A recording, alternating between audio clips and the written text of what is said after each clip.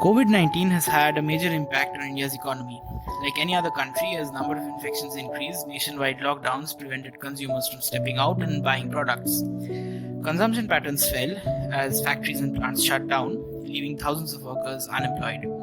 At least 45% of the households in the country recorded a drop in income. As the nation slowly now enters the unlock phase, it is imperative that economic revival be prioritized. Now, since India is primarily an agrarian economy and nearly 2/3 of the nation's population is either directly or indirectly involved in agriculture, and also as currently, due to the crisis, the nation's imports and exports have taken a plunge, it is important for India to focus on self-sustenance. By focusing on agriculture, India can increase its food grain output and create a food grain surplus. After that, the government has to set up safe supply chains to all parts of the country. This can also help the government enable and ensure direct food supply to households in need through government ration schemes. As the economy reopens, workers must go back to work. For that, confidence has to be instilled in them so that they might be willing and motivated to return to work. To prevent something like the mass migrant labor crisis and to protect the unorganized and informal labor sector, formalization of labor must be increased. Norms and protocols should be put in place so that offices can function safely. Introduction of alternate shifts at workplace for workers, wearing of masks, complete sanitization before entry, and also temperature checks will mitigate, if not eliminate, the hazard of transmission at the workplace. The startup ecosystem in our country is especially vulnerable to the crisis. We have seen how giant corporations have cut costs and laid off employees as they reel under financial strain. It is therefore understandable that it is going to be particularly tough for startups to navigate this COVID crisis.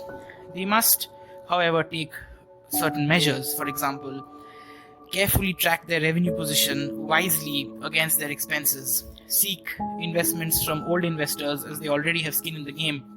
Moreover, startups are relatively new organizations and they have flexible business strategies, so they can easily adapt and take advantage of this flexibility to remain relevant and adapt to the new normal. It is important to keep the economy running so that post-COVID revival is easier and jobs that are being lost during this crisis due to the lockdown and due to the increase in number of cases can be restored easily.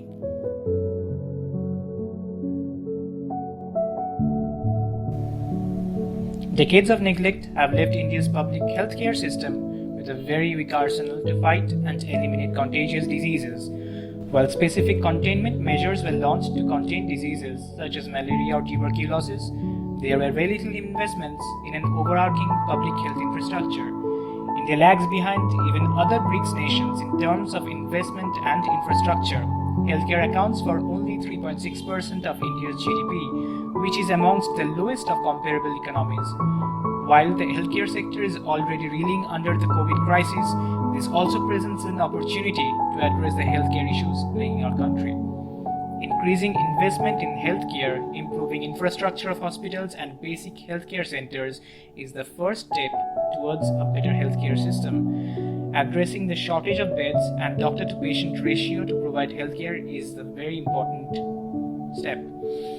Implementing basic health insurance for the poor, subsidized by the government along with corporate entities to negate rising medical costs and make costly medicines and medical devices affordable. To build a robust health system for the future, focusing on India's digital health infrastructure is imperative. Using AI-powered tools to enhance basic level disease diagnostic and subsequent follow-up by health workers using online platforms, using AI-based applications to determine availability of hospital beds and recommend the correct specialty hospital to patients, and integrate it with ambulance services to lower response time can mitigate many deaths caused because of going to and fro between hospitals. In hindsight, India still has a long way to go to provide the necessary health services to its citizens for a better future.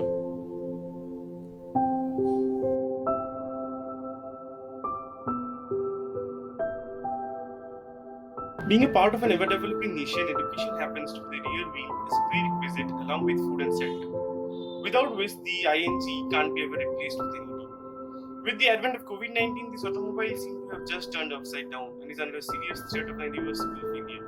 Nevertheless, the obsolete machinery is undergoing repair and replacement, and there is hope that the education sector of the nation can drive us forward in the post-Covid era.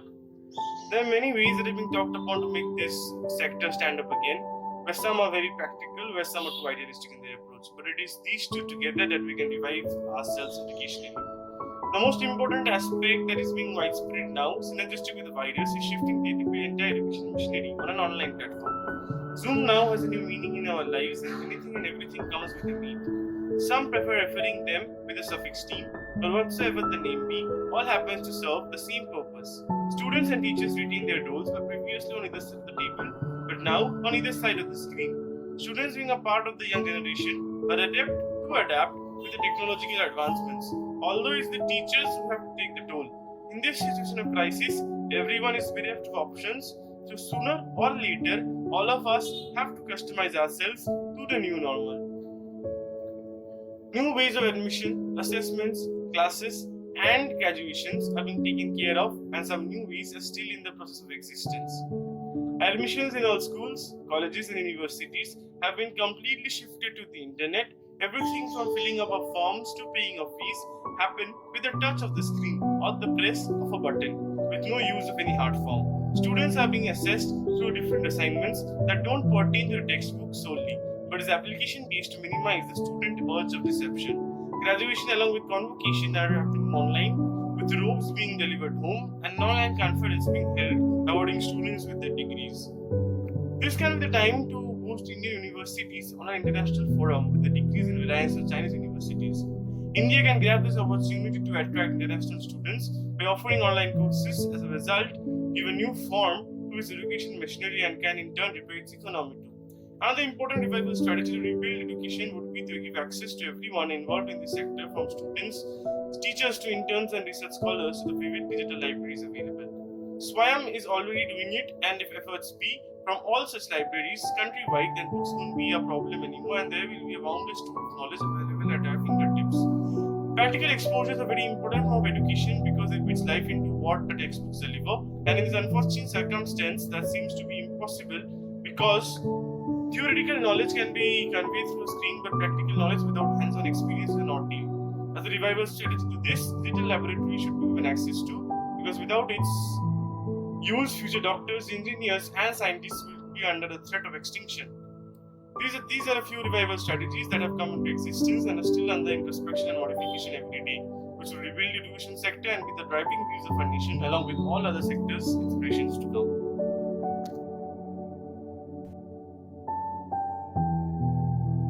So far, we have heard the impacts of this ongoing pandemic on different spheres of life: economy, healthcare, education.